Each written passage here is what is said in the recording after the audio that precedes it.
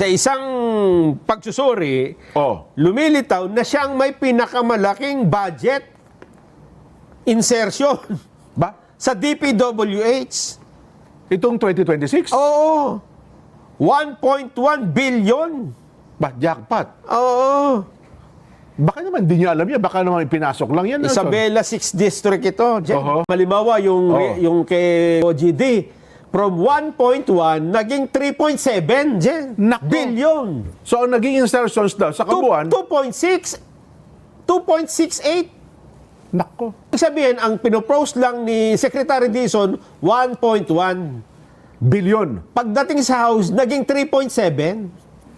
Ay, sinasabi nilang insertion. Kasi hindi naman yun ang pinopropose ng department. O hindi yung galing doon sa mismong NEP. Dinagdagan. Oo. Pati pala si Chairperson Micaela Swansing, Oo. ang chairperson ng Appropriations Committee, ay meron din pong insertions. Ano na yan, Jen? Ha? Yan parang rank na yan. Mula sa pinakamataas. Ang sumunod ay yung APRO chairperson, di ba? Si Sonsing. Oo, si Ayan, Micaela. Oo, ang idinagdag niya sa budget ng DPWH, 1.7. Mas malaki pa ang idinagdag kaysa sa original. Ang original, 1.6 lang eh.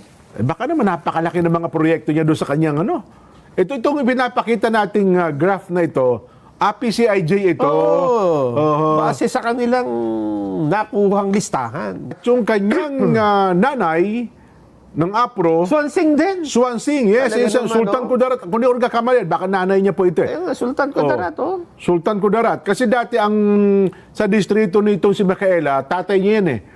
Diyan niya ako nagtataka eh, mag-asawa, magkahiwalay eh. Uy, totoo ba ito? O, si Kong Toby. Toby Kong Chanco. Toby. Oh. Ang pinropose na sa Nabotas, sapagkat napakalit lang naman ng Nabotas, Alit lang. 362 million. Magkano dinagdag niya? 1 billion, 1.1 billion, pare ko. Nako.